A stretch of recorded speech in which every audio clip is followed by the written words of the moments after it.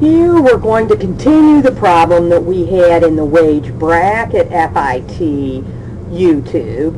And now we're just going to take a look at the two that we found out we could not do it by wage bracket. And so now we have to calculate these out using the percentage method. And so let's take a look at this first one, which was A. Forrest. He is single one, $21.90, and was on weekly. Okay, so we're going to go back to our IRS Circular E, and we need to go to this before these wage bracket tables. So we have to back up from where we were with the wage bracket method.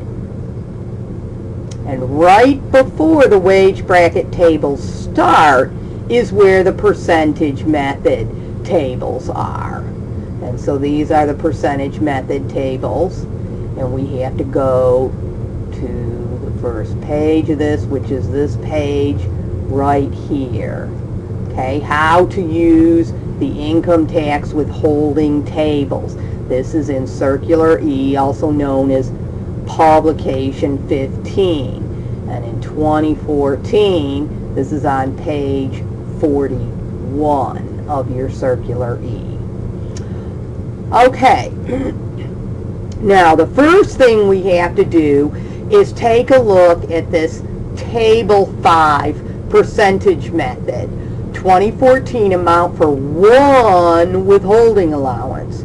So here we have weekly $76. So if you have one withholding allowance and you get paid weekly, you're going to get $76 against your that you get to subtract from your gross wages that isn't going to be taxed. If you have bi-weekly, you would use $151.90. Of course, if you have more than one withholding allowance, you're going to have to multiply however many you have times that number. So for A. Forrest was weekly, and so that is $76. And if we go back here, we see that there was only one withholding allowance, and so we get to use the $76 and don't have to multiply it by anything. So we're going to take his gross wages,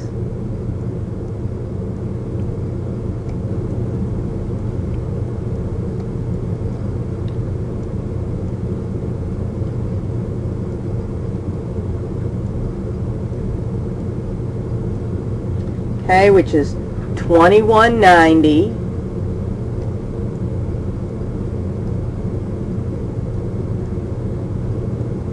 and we're going to subtract out that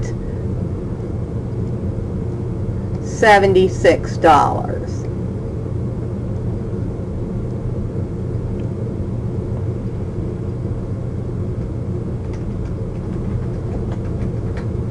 And that gives us $21.14.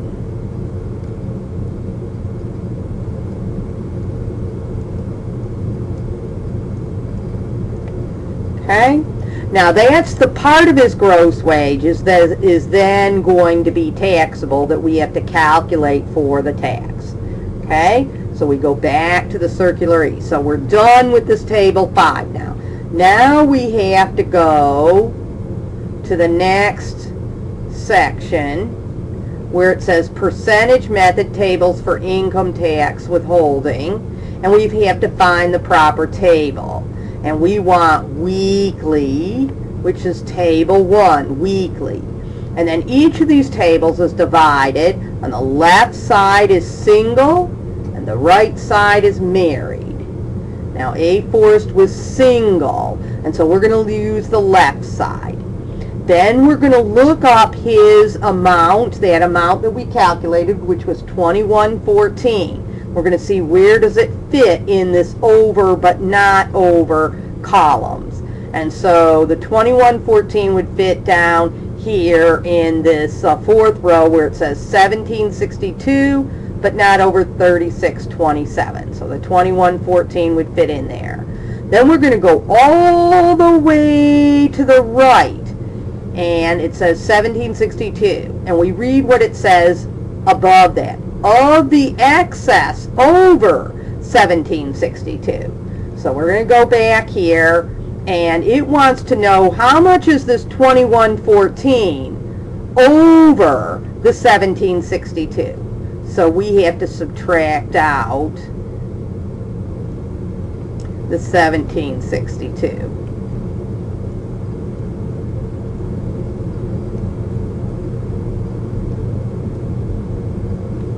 From the 2114. That gives us 352. That's my excess above the 1762. Okay?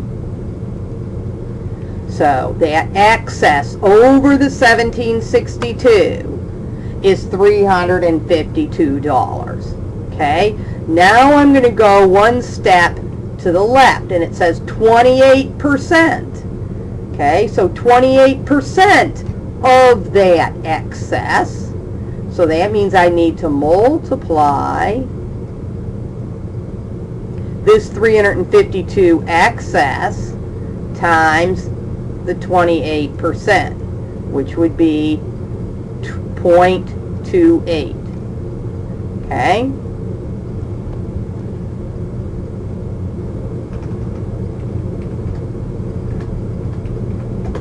That's going to be $98.56.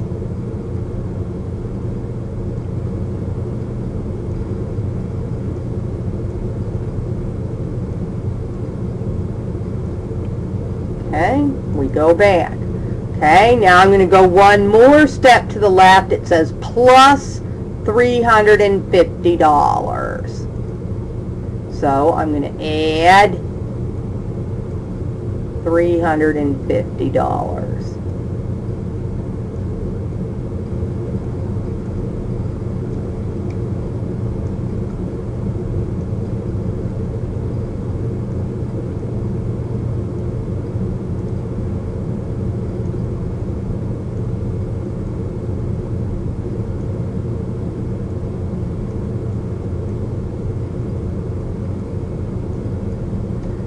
Okay, so that would be my answer, $448.56. And if you want to round that, you would round it to $449.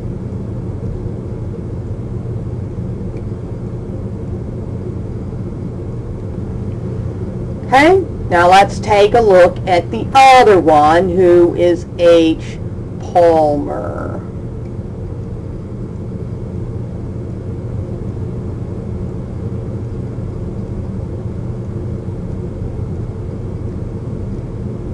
Okay. Now H. Palmer has $33.15 in his semi-monthly with 4 allowances.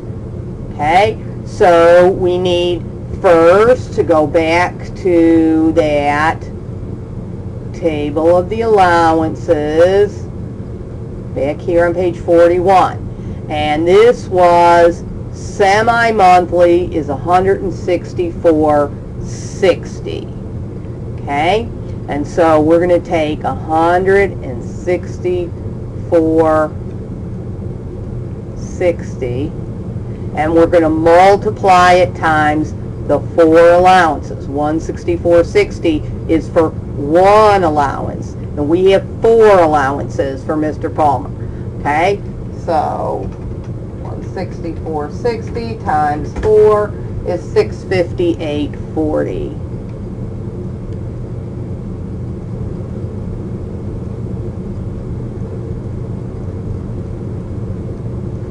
Okay, so that's the part that is not taxable. So we take his gross wages, which is $33.15. We subtract out the part that's not taxable, which which is the 658.40.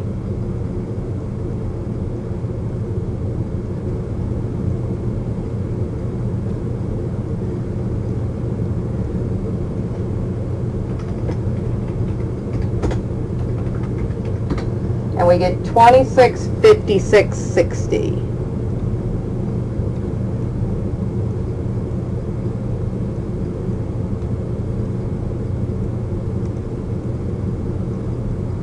Okay, that's the part that is taxable. So now we have to calculate the tax on that.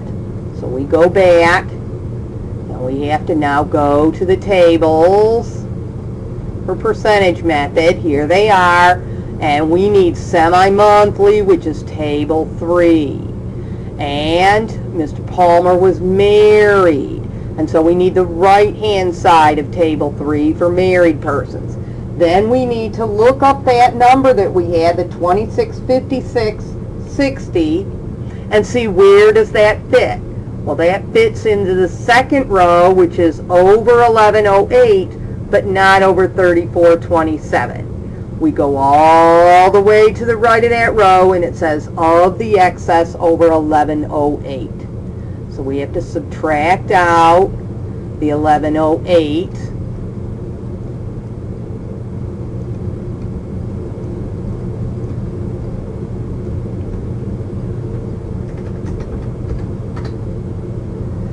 And that gives us 15.48.60.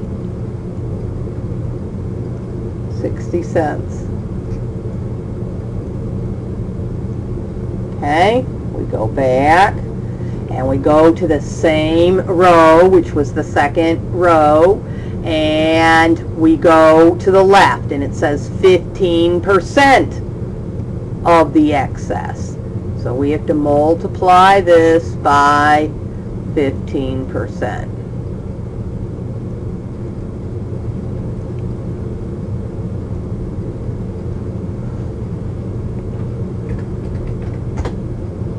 That's 232.29. We go back. Okay, we had 15%. Now we go just a little bit more to the left, and it says plus 75.60. Plus 75.60.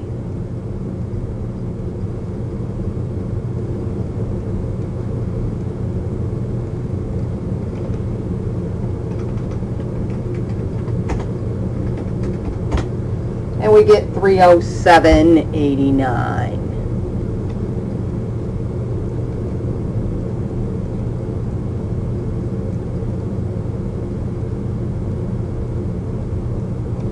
And that's how much tax Mr. Palmer is going to have to pay, $307.89. If we go ahead and round that up, that would be $308. We've now calculated all our federal income tax that we need to hold from these employees.